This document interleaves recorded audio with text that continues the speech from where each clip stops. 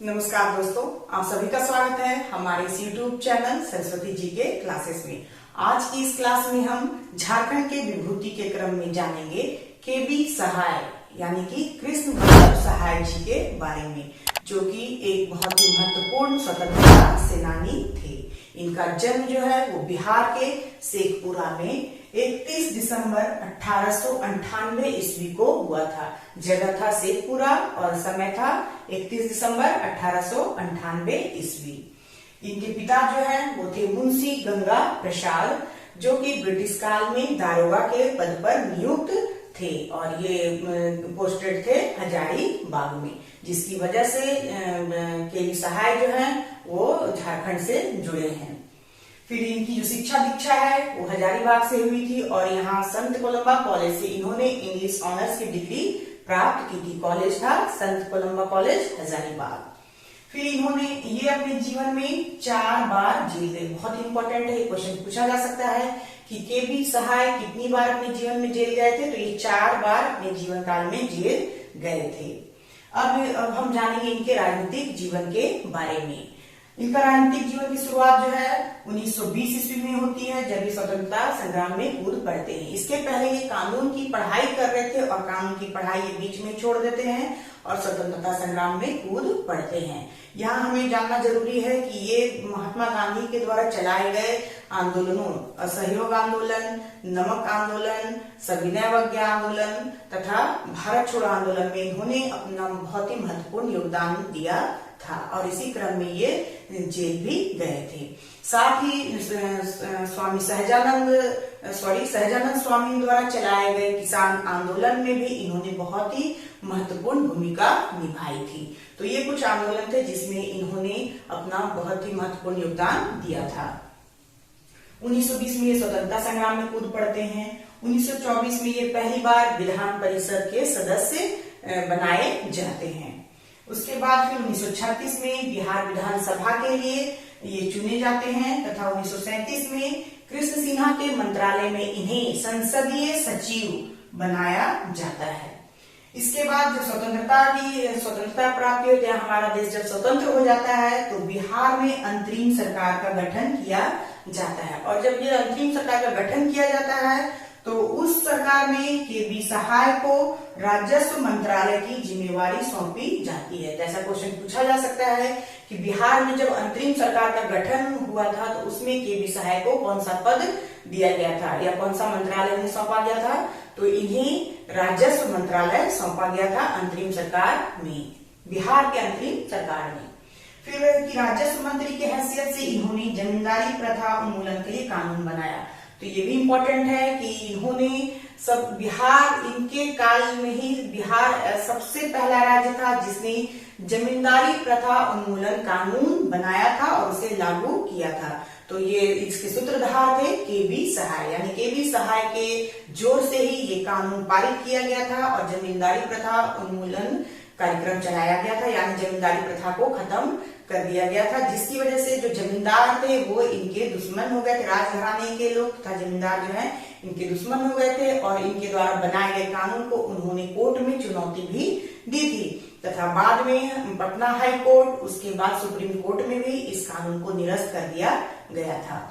ये जो कानून इनके द्वारा बनाया गया था उसे बिहार एक्ट 1950 के नाम से भी जाना जाता है। ये जो जमींदारी प्रथा उन्मूलन कानून था इसे किस नाम से जाना जाता है, तो इसे बिहार एक्ट 1950 के नाम से भी जाना जाता है। ये भी इम्पोर्टेंट है, यहाँ से क्वेश्चन पूछा जा सकता है। फिर क्या है कि केबी सहाय ने 1952 में गिरिडीह से पहला चुनाव अपना लड़ा था और इस चुनाव में वे बहुत अच्छे अंतर से जीते थे, यानी कि लगभग 2000 वोटों से ये जीते थे और इसके बाद इन्हें श्री बाबू की सरकार में राजस्व मंत्री बनाया गया था। फिर 1957 में जब दोबारा फिर से 5 साल के बाद विधानसभा का चुनाव होता है तो रामगढ़ के जो राजा थे कामाख्या नारायण सिंह, उनके हाथों केबी सहाय जो है वो हार जाते, यानी इन्हें 1957 ईस्वी में विधानसभा के चुनाव में हार का मुंह देखना पड़ता है।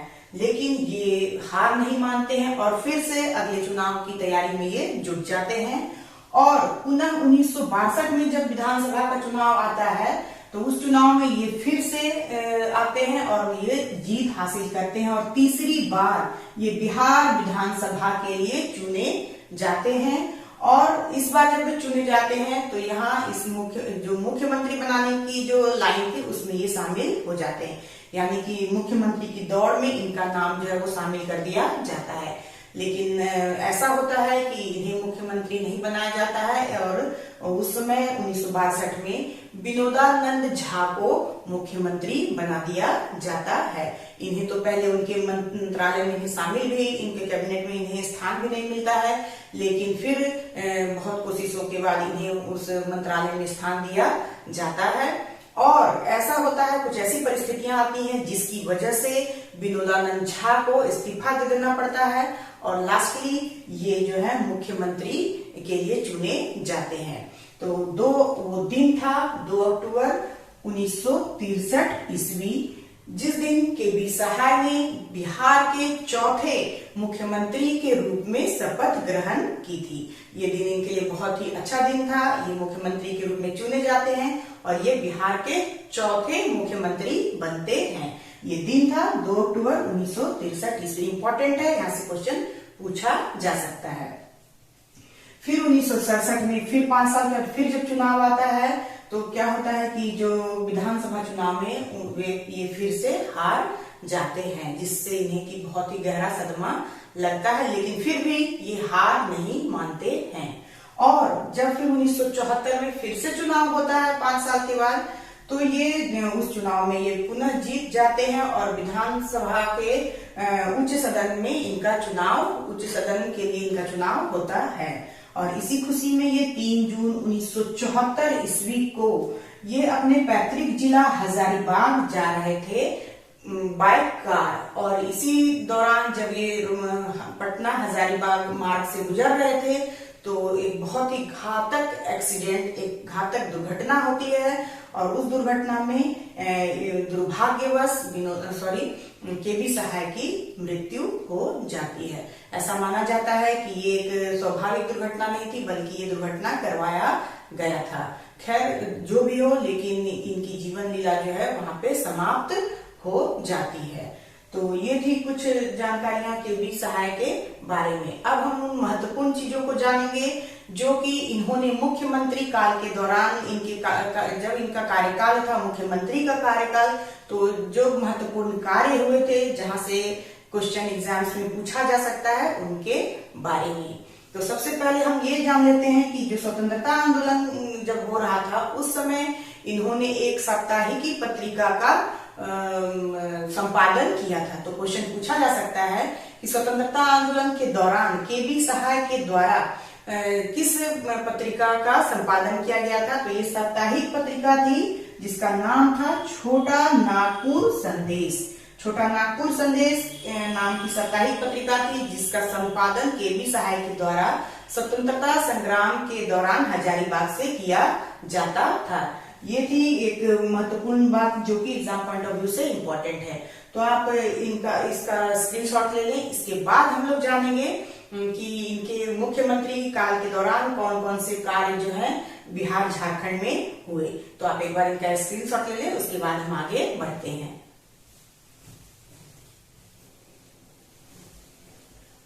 उम्मीद है आप लोगों ने स्क्रीनशॉट ले लिया होगा। तो अब हम जानते हैं कि इनके मुख्यमंत्री रहने के दौरान कौन कौन से कार्य जो है वो हुए। तो बिहार में जो बड़े उद्योग लगाने का श्रेय है वो केबी सहाय को ही जाता है, जैसे कि बरौनी रिफाइनरी। इसके बारे में आप लोग जानते ही होंगे, बहुत ही फेमस रिफाइनरी है बरौनी रिफाइनरी, जो कि केबी सहाय के मुख्यमंत्री रहने के दौरान ही इसकी स्थापना हुई थी। फिर हमारे झारखंड में कौन कौन से कार्य जो है इनके मुख्यमंत्री रहने के दौरान हुए हैं। तो सबसे पहला है बोकारो स्टील प्लांट, जो कि जब भी मुख्यमंत्री के पद पर थे उसी कार्यकाल में बोकारो स्टील प्लांट लगा है।